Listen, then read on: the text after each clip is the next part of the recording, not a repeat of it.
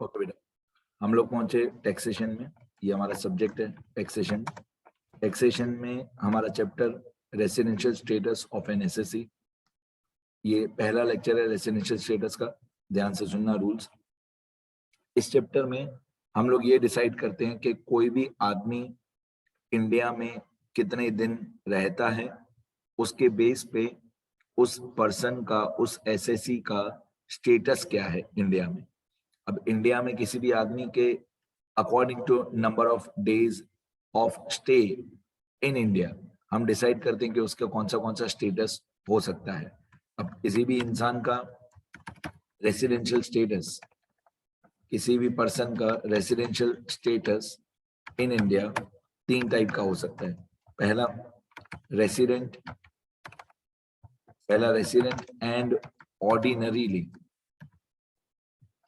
पहला होता है resident and ordinarily resident, 3 he options हैं। सेकंड होता है resident but not ordinarily resident, resident but not ordinarily resident. और तीसरा होता है नॉन रेसिडेंट। तो किसी भी पर्सन के इंडिया में कितने डेज वो रहा ड्यूरिंग प्रीवियस ईयर, उसके हिसाब से किसी भी पर्सन के 3 ही स्टेटस हो सकते हैं, resident and ordinarily resident, resident but not ordinarily resident और नॉन रेसिडेंट। अब ये डिपेंड करता है कि वो पर्सन, वो एसएससी इंडिया में प्रीवियस ईयर में कितने दिन इंडिया में वो रहा था, number of days of stay in India. अब मैं कोई भी प्रीवियस ईयर या एसएसएम ईयर ट्राई करूंगा कि मैं कोई भी ईयर ना बोलूं, जैसे आपको हर साल ये वीडियो लेक्चर काम आए। ठीक है, आज कौन सी डेट है वो मैं नहीं बोलूंगा, जैसे हर साल ये आप लोगों को लेक्चर काम आए। मैं सिर्फ एक एग्जांपल बताता हूँ कि जो भी आज की डेट है, आप जो भी जिस भी दिन आप ये वीडियो लेक्चर देख रहे हो वो डेट आप यहाँ पे लिख दो, टुडे। जो भी आज की डेट है वो आप यहाँ पे लिख दो। अब आज की डेट जिस अकाउंटिंग ईयर में, फाइनेंशियल ईयर में फॉल होती है वो हमेशा असेसमेंट ईयर होता है। The date of today always falls in assessment year, मतलब आज जो डेट है वो असेसमेंट ईयर चल रहा है। और जो ईयर, जो फाइनेंशियल ईयर अभी अभी कंप्लीट हुआ, जिस भी दिन आप ये वीडियो देख रहे हो उस दिन की डेट असेसमेंट ईयर में आएगी। और जो 31 मार्च अभी अभी खत्म हुआ है वो प्रीवियस ईयर है। ठीक है, the financial year which has just completed, जो अभी अभी कंप्लीट हुआ है, इज द प्रीवियस ईयर। ठीक है, तो क्या होगा, मेरे को ये वीडियो लेक्चर हर साल काम आएगा फिर। चलो आगे बढ़ते हैं। अब इस इंसान के कितने डेज इंडिया में हैं, ये क्वेश्चन में आपको दिया हुआ होगा कि ये पर्सन का नाम है, मान लो पर्सन है हमारा एसएससी है मिस्टर एक्स, तो मिस्टर एक्स प्रीवियस ईयर में कितने दिन इंडिया में था, उसके प्रीवियस ईयर में कितने दिन इंडिया में था, उसके प्रीवियस ईयर, उसके प्रीवियस ईयर। अब ये नंबर ऑफ डेज आपको क्वेश्चन में दिया हुआ होगा। ठीक है, मैं हर एक चीज नोट करते जाता हूँ। The number of days of stay in India by the SSC will be given in question, for each year। हर एक साल का कितने कितने दिन ये हमारा एसएससी इंडिया में था, हर एक साल में वो क्वेश्चन में दिया हुआ होगा। राइट, क्वेश्चन में आपको सब बताया हुआ होगा कि कौन से साल में कितने दिन था। अब प्रीवियस ईयर में कितने दिन था वो भी क्वेश्चन में बताया हुआ होगा कि हमारा SSC mister x previous year में कितने डेज इंडिया में था, ये डेज आपको क्वेश्चन में दिया हुआ होगा। ठीक है, फिर एक टर्म आता है जिसको मैं बोलता हूँ preceding previous year. Previous year के नंबर ऑफ डेज तो दिया हुआ ही होगा, प्रीवियस ईयर के नंबर ऑफ डेज आपको क्वेश्चन में दिया हुआ ही होगा। अब प्रीसीडिंग प्रीवियस ईयर एक टर्म आता है। प्रीसीडिंग प्रीवियस ईयर मतलब हमारे प्रीवियस ईयर के ऊपर वाला साल। ठीक है, तो इसको बोलेंगे फर्स्ट ईयर, मैं इसको पीपीवाई बोलता हूँ। पीपीवाई मतलब preceding previous year. Preceding previous year मतलब क्या, जो भी आपका प्रीवियस ईयर है उसके ऊपर वाला साल। ठीक है, उससे 1 साल पहले, उसके नंबर ऑफ डेज कितने हैं वो भी क्वेश्चन में दिया हुआ होगा। ये सारे पीपीवाई आपको क्वेश्चन में दिए हुए होंगे। First year preceding previous year, second year preceding previous year, ये क्वेश्चन में ये सारे नंबर ऑफ डेज आपको क्वेश्चन में दिए होंगे। ये मैक्सिमम हमको कहां तक चाहिए, ये मैक्सिमम हमको first, second, third, fourth, fifth, sixth, maximum हमको ये 7 साल तक चाहिए। तो first, second, third, fourth, fifth, sixth, seventh, maximum हमको 7 साल तक चाहिए।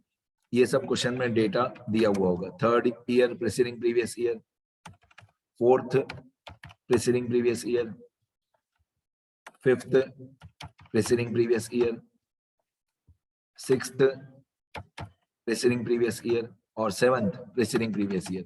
अब प्रीसीडिंग प्रीवियस ईयर क्या होता है समझो पहले। एक एग्जांपल ले लेता हूं मैं, एक एग्जांपल ले लेता हूं तो आपको ज्यादा समझ में आएगा।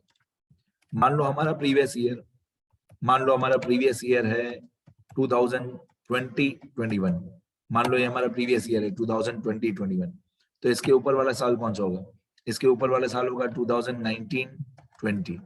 उसके ऊपर वाला कौन सा साल होगा 2018-19, ठीक है। उसके ऊपर 2017-18 और ऊपर 2016-17, उसके ऊपर 2015-16 और 2014-15 और ऊपर 2013-14। तो हमारा प्रीवियस ईयर कौन सा हुआ, हमारा प्रीवियस ईयर ये हुआ 2020-21। अब उसके ऊपर वाले जितने भी साल हैं उनको मैं पीपीवाई बोलता हूँ। पीपीवाई मतलब प्रीसीडिंग प्रीवियस ईयर। तो एक हमको प्रीवियस ईयर का नंबर ऑफ डेज चाहिए, ये क्वेश्चन में दिया हुआ होगा, और प्रीवियस ईयर के ऊपर वाले 7 साल का number of days of stay in India चाहिए, ये सब क्वेश्चन में दिया हुआ होगा। इसमें सबसे इंपॉर्टेंट ये है कि प्रीवियस ईयर में कितने दिन इंडिया में था, सबसे इंपॉर्टेंट ये है, ठीक है। अब मैं ये ईयर्स डिलीट कर देता हूं, ठीक है। अब हम आ जाते हैं हमारी कंडीशन नंबर 1 या क्वेश्चन नंबर 1 पे। इसको क्वेश्चन नंबर 1 या कंडीशन नंबर 1 बोलते हैं। कि सबसे पहले ये देखो कि हमारा जो एसएससी है वो इंडिया में कितने दिन था ड्यूरिंग प्रीवियस ईयर। पहला क्वेश्चन, क्वेश्चन 1, कंडीशन नंबर 1 बोलते हैं या क्वेश्चन नंबर 1 बोलते हैं। Was he present in India for 182 days और मोर। तो क्वेश्चन 1 में ये देखते हैं कि was he present in India for 182 days और मोर ड्यूरिंग प्रीवियस ईयर। तो ये प्रीवियस ईयर में कितने दिन इंडिया में था। अगर 182 या उससे मोर है, यस है तो हम इस लेफ्ट साइड जाएंगे। अगर यस आ रहा है हमारा आंसर, अगर ये आदमी 182 डेज या उससे ज्यादा इंडिया में था, तो हम लोग डायरेक्टली क्वेश्चन 3A और 3B चेक करेंगे। अगर यस आ रहा है, अगर क्वेश्चन 1 का आंसर है यस कि हाँ ये 182 डेज इंडिया में था या उससे ज्यादा दिन इंडिया में था, तो हम डायरेक्टली क्वेश्चन 3A और क्वेश्चन 3B पे चले जाएंगे, ठीक है। अगर ये आदमी 182 डेज से कम इंडिया में था, मतलब आप बोल सकते हो कि प्रीवियस ईयर में, अगर ये आदमी प्रीवियस ईयर में 0 से लेकर 181 डेज इंडिया में था, अगर ये आदमी प्रीवियस ईयर में 0 से लेकर 181 डेज इंडिया में था, तो क्वेश्चन 1 का आंसर क्या हो जाएगा, नो। अगर 0 से लेकर 181 डेज तक इंडिया में था, तो क्वेश्चन 1 का आंसर हो जाएगा नो। और अगर क्वेश्चन 1 का आंसर नो आता है, तो हम लोग डायरेक्टली चले जाएंगे क्वेश्चन 2A और 2B पे। फिर हम लोग 2A और 2B चेक करेंगे। तो क्वेश्चन 1 क्या है कि प्रीवियस ईयर में 182 डेज और मोर इंडिया में होना चाहिए, यस तो 3A 3B, नो तो 2A 2B। Question 2A, question 2B। अब क्वेश्चन 2A क्या होता है, क्वेश्चन 2A होता है was he present in India for 60 days और more during previous year. Previous year में ये आदमी 60 डेज और मोर इंडिया में था कि नहीं। अब सपोज करो ये वाला जो आदमी हमारा जो एसएससी है मिस्टर एक्स, वो प्रीवियस ईयर में 90 डेज इंडिया में था। मान लो हमारा एसएससी प्रीवियस ईयर में 90 डेज इंडिया में था। अगर 90 डेज इंडिया में था, ये क्वेश्चन में दिया होगा, यहाँ पे 90 दिया होगा, यहाँ पे अगर हमारा एसएससी 90 डेज इंडिया में था, तो क्वेश्चन 1 का आंसर आएगा नो। क्वेश्चन 1 का आंसर आएगा नो, क्योंकि 182 डेज था, नहीं 182 डेज नहीं था। फिर आप क्वेश्चन 2A में जाओगे कि प्रीवियस ईयर में ये आदमी 60 डेज इंडिया में था, तो एक्चुअल डेज क्वेश्चन में आपको दिया होगा 90, तो क्या ये आदमी 60 डेज और मोर इंडिया में था? तो आप बोलोगे हाँ 60 डेज और मोर तो था। 182 था? नहीं। 60 और मोर था? हाँ, क्योंकि इसका नंबर ऑफ डेज है 90, ये क्वेश्चन में दिया हुआ होगा। ठीक है, तो 182 डेज या उससे ज्यादा इंडिया में था? नहीं। 60 डेज या उससे ज्यादा इंडिया में था? यस। तो 2A हो गया यस। अब 2B, 2B was he present in India for 365 days or more during 4 years preceding previous year? याद रखो preceding previous year मतलब प्रीवियस ईयर को छोड़ के, प्रीवियस ईयर को छोड़ के उसके ऊपर वाले 4 साल में, प्रीवियस ईयर को छोड़ के उसके ऊपर वाले 4 साल में 365 डेज और मोर क्या ये इंडिया में था? तो आप लोगों को ये नंबर ऑफ डेज क्वेश्चन में दिया हुआ होगा, इसको बोलते हैं 4 PPY। ये जो फर्स्ट, सेकंड, थर्ड, फोर्थ है, इसको हम लोग 4 PPY बोलते हैं, 4 इयर्स प्रीसीडिंग प्रीवियस ईयर। इन चारों को मिला के, इन चारों को ऐड करके, ये जो 4 साल हैं, इन चारों साल को ऐड करके 365 डेज और मोर होना चाहिए, इन चारों साल को ऐड करके। अब ये 4 साल का नंबर ऑफ डेज आपको क्वेश्चन में दिया हुआ होगा, सपोज करो 100, 150, 100, 90, ये क्वेश्चन में नंबर ऑफ डेज आपको दिया होगा कि फर्स्ट प्रीसीडिंग प्रीवियस ईयर में 90 डेज इंडिया में था, second year preceding previous year में 100 डेज इंडिया में था, 150 था, 100 था। फिर आपको इन चारों को प्लस करना है, आपको इन चारों को प्लस करना है, ये 100 प्लस 150 प्लस 100 प्लस 90, तो कितने डेज हुए? 440। मतलब इन चारों साल को मिला के 440 डेज इंडिया में था। दिस इज जस्ट एग्जाम्पल, ये तो मैं इमेजिनरी नंबर्स में ले रहा हूँ। तो क्या ये आदमी 4 इयर्स प्रीसीडिंग प्रीवियस ईयर में 365 डेज और मोर इंडिया में था? तो हमारा आंसर है 440। 440 जो है वो 365 से ज्यादा होता है, तो हम बोलेंगे यस, इंडिया में था 365 डेज से ज्यादा। अब प्रीवियस ईयर में मान लो इसका स्टे है 90 डेज, प्रीवियस ईयर में कितना है? 90 डेज। तो क्वेश्चन 1 का आंसर क्या आएगा? नो। प्रीवियस ईयर में 90 डेज है, तो 1 का आंसर आएगा नो। 2A का आंसर आएगा यस, 60 डेज और मोर प्रीवियस ईयर में था, यस। 365 डेज और more during 4 years preceding previous year India में था, यस। अब आगे का रूल समझते हैं। अगर क्वेश्चन 2A और 2B दोनों में यस आता है, तो मैंने यहाँ पे लिख के रखा है यस एंड यस। अगर क्वेश्चन 2A और 2B दोनों में यस आता है, यस एंड यस, ठीक है, तो हम लोग चले जाएंगे सीधा 3A 3B पे। मैं एक एरो लगाऊं यहाँ पे तो आपको समझ में आए। थोड़ी एरोज ड्रॉ कर देता हूं मैं, तो आपको ध्यान रहेगा कि मैं क्या बोलना चाहता हूं, कि कौन सी एरो किस तरफ जा रही है।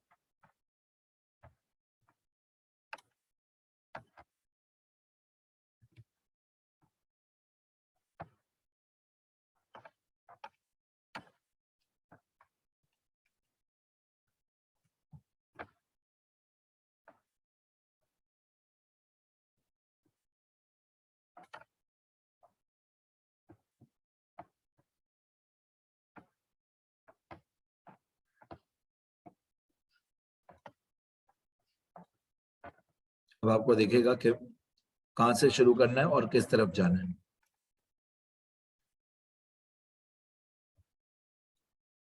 ठीक है अगर 2A और 2B दोनों में यस आ रहा है, तो हम लोग चले जाएंगे 3A और 3B में। ठीक है, तो 3A और 3B पे हम लोग कब पहुंचते हैं? या तो क्वेश्चन 1 में यस आना चाहिए, तो हम डायरेक्टली 3A और 3B चेक करेंगे। सुनो ध्यान से, अगर क्वेश्चन 1 में यस आया तो हम डायरेक्टली 3A 3B चेक करेंगे। अगर क्वेश्चन 1 में नो आया, क्वेश्चन 1 में नो आया, तो हम लोग 2A और 2B चेक करेंगे। क्वेश्चन 1 में नो आया तो हम 2A 2B चेक करेंगे। 2A 2B दोनों में यस आया, यस एंड यस दोनों में यस आया, तो हम लोग 3A 3B चेक करेंगे। अच्छा, अगर क्वेश्चन 2A और 2B, अगर क्वेश्चन 2A और 2B दोनों में से किसी एक में भी नो आ जाए, मैंने यहाँ पे लिखा है एटलीस्ट 1 नो, या तो 2A में नो आए या 2B में नो आए या दोनों में नो आए, मतलब सुनना ध्यान से, no and yes, yes and no, no and no, मतलब किसी भी एक में नो या दोनों में नो, तो सीधा हमारा आंसर आ जाएगा नॉन रेसिडेंट, मतलब हमारा स्टेटस डिसाइड हो गया नॉन रेसिडेंट। यहाँ पे भी मैं ट्राई करता हूँ कि थोड़ी एरोज मैं आपको बना के दूं तो और पिक्चर क्लियर हो हमारी।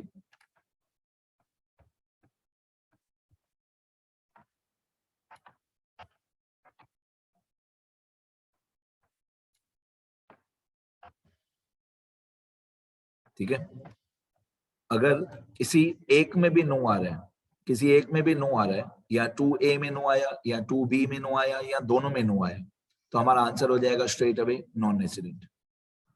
ठीक है, बस हमारा आंसर कंप्लीट हो गया। अच्छा, अगर 2A 2B दोनों में यस आता है, 2A में भी यस आया 2B में भी यस आया, तो हम लोग 3A और 3B चेक करेंगे।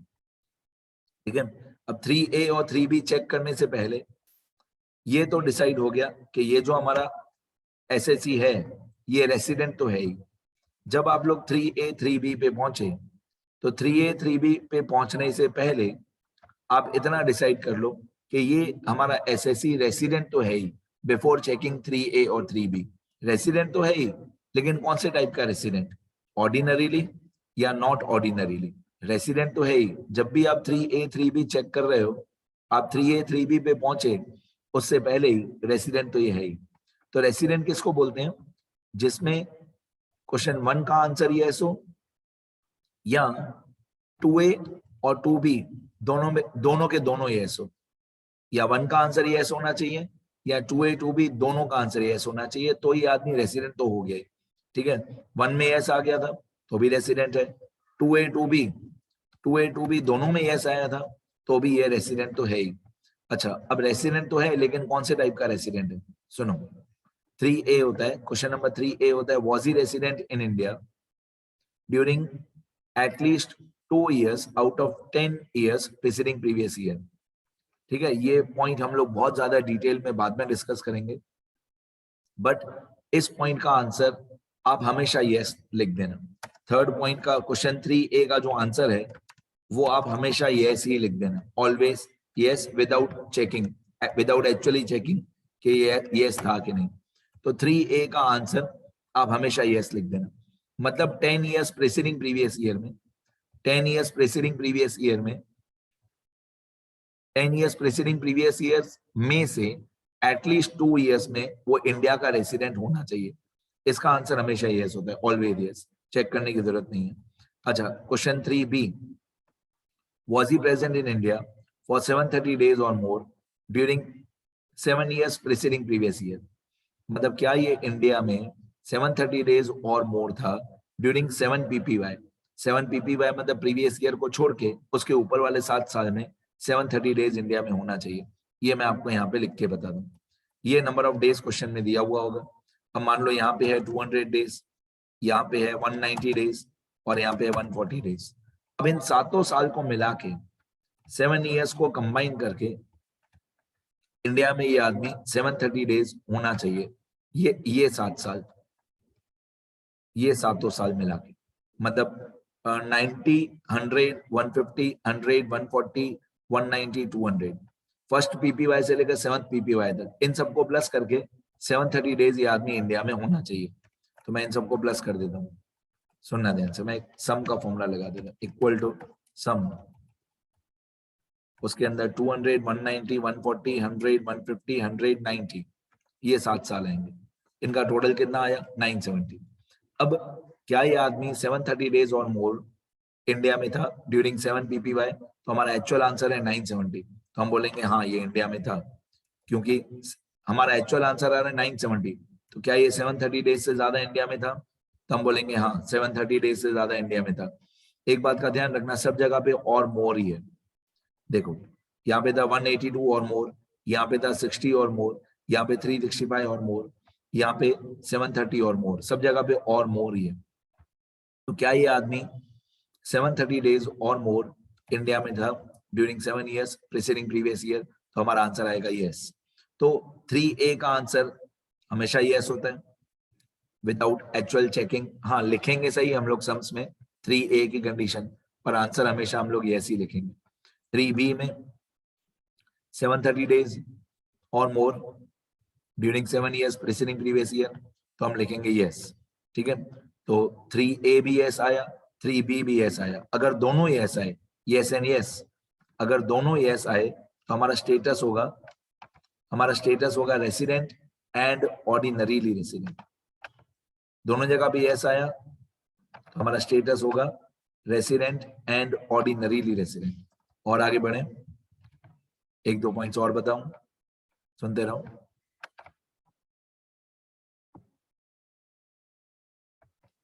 ठीक है, अगर इन दोनों में से किसी एक में भी नो आ जाता है, देखो 3A में तो हमेशा यस ही होगा, 3A में हमेशा यस ही होगा।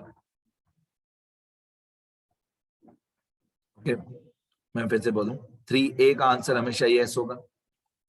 ठीक है, बाकी बचा 3B। अगर 3B में नो आता है तो आप इस तरफ चले जाओगे, एटलीस्ट 1 नो की तरफ, तो आपका आंसर हो जाएगा resident but not ordinarily resident. ठीक है, अब समझो 3A इज ऑलवेज यस, बाकी बचा 3B। अगर 3B में यस आता है तो दोनों यस हो जाएंगे, 3A भी यस हो जाएगा, 3B भी यस हो जाएगा, तो हमारा आंसर हो जाएगा yes and yes. Yes and yes में हमारा स्टेटस आ जाएगा रेसिडेंट एंड ऑर्डिनरीली रेसिडेंट। ठीक है, अब 3A में हमेशा यस होता है। अगर 3B में नो आता है तो हमारा आंसर हो जाएगा एटलीस्ट 1 नो, तो हमारा स्टेटस हो जाएगा resident but not ordinarily resident.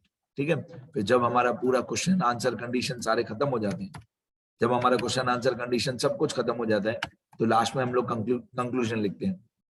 मैं सम्स वाले पेजेस में बताऊंगा कि टेबल कैसे बनाते हैं, प्रेजेंटेशन कैसे होता है, ये थियरी वाले पेजेस हैं, ये रूल्स वाले पेजेस हैं। तो लास्ट में हम ऐसा कंक्लूजन लिखते हैं, so the residential status of mister या miss so and so for the previous year, आप बोल सकते हो for the previous year this and the assessment year this is that of a, फिर यहाँ पे 3 में से एक ऑप्शन आता है is that of a। अब is that of a उसके बाद ये आएगा resident and ordinarily resident, या तो ये आएगा resident but not ordinarily resident, या तो ये आएगा non resident। ठीक है, तो एक बार रफली फिर से स्टार्ट करते हैं, सुनना ध्यान से, समरी बता देता हूं, ध्यान से देखते रहो।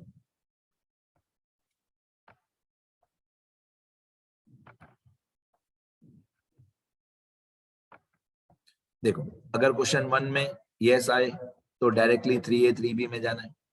अगर क्वेश्चन 1 में नो आए तो 2A 2B चेक करना है। 2A 2B दोनों में यस आए, 2A 2B दोनों में यस आए तो 3A 3B चेक करना है। 2A 2B दोनों में से किसी एक में भी नो आए, 2A 2B दोनों में से किसी एक में भी नो आए तो नॉन रेसिडेंट। अगर 3A 3B दोनों में यस आए, 3A 3B दोनों में यस आता है तो रेसिडेंट एंड ऑर्डिनरीली रेसिडेंट।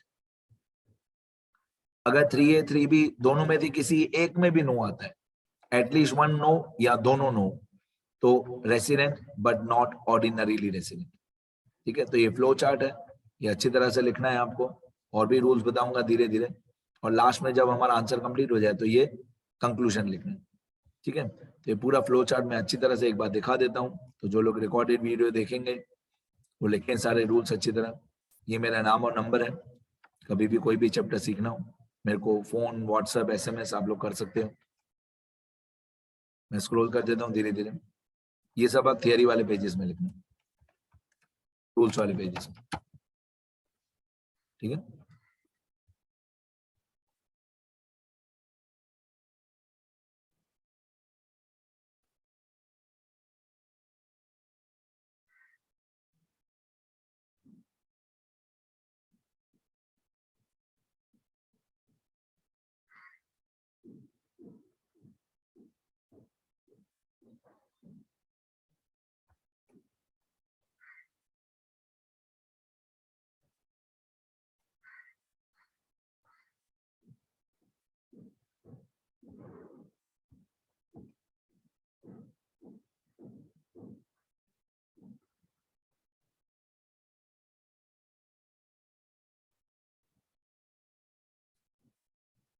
लिखो बेटा, लिखना जरूरी है, लिखोगे तो ही याद रहेगा।